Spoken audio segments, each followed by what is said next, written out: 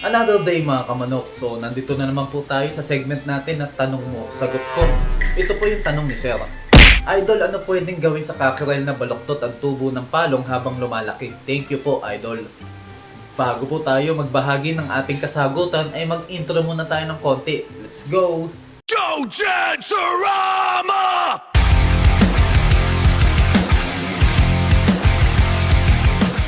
Ang pagkakaroon po ng baluktot, paling o bent na palong sa iyong mga tandang o stag ay isang karaniwang issue sa pagmamanok. Bagamat madalas itong tinitignan dahil isa ito sa nagdadala sa itsura ng manok, maaari din itong maging senyales ng kalusugan ng iyong manok. Magbibigay po ako ng maikli, ngunit malaman na gabay kung ano ang maaari mong gawin.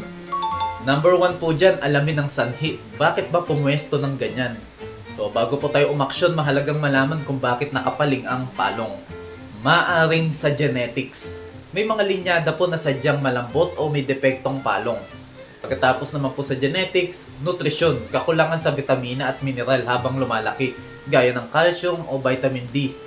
Kondisyon sa kulungan. Madalas kung masikip o makitid yung kulungan o yung flying pen, tumatama po yung palong nila sa itaas. Sakit o stress.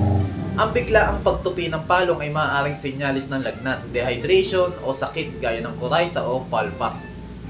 Ito po yung mga pwedeng gawin at solusyon para sa mga palong na malambot o yung cockerel, yung malalambot pa yung palong.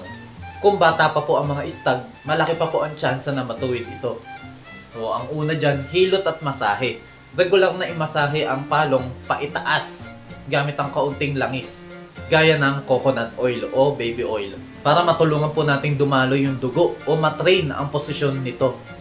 Ang susunod naman po ay yung taping o splinting. Ang ilang breeders po ay gumagamit ng banayad na tape o improvised na karton, plastic para piliting tumayo ng tuwid ang palong habang malambot pa ito. At ang susunod po, ibukod ng kulungan. Ilipat sa mas maluwag na kulungan na walang sasabitan ng kanyang palong. Sa nutrisyon at kalusugan naman po, vitamin boost. Bigyan natin ng mataas na kalidad ng vitamina, partikular ng vitamin B complex at calcium, para tumigas ang cartilage ng palong.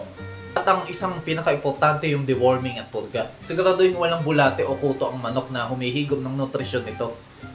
Ito naman po yung para sa tandang o adult na matigas na ang palong. Kung sadyang matigas na po at ganoon na ang forma, ang pinakaano po natin dyan yung pagtatapyas o yung pagbabawas ng palong. At ang susunod po, tanggapin bilang brood cock.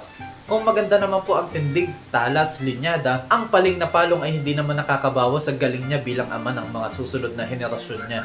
Maliban na lang kung ito ay depektong namamana o genetic.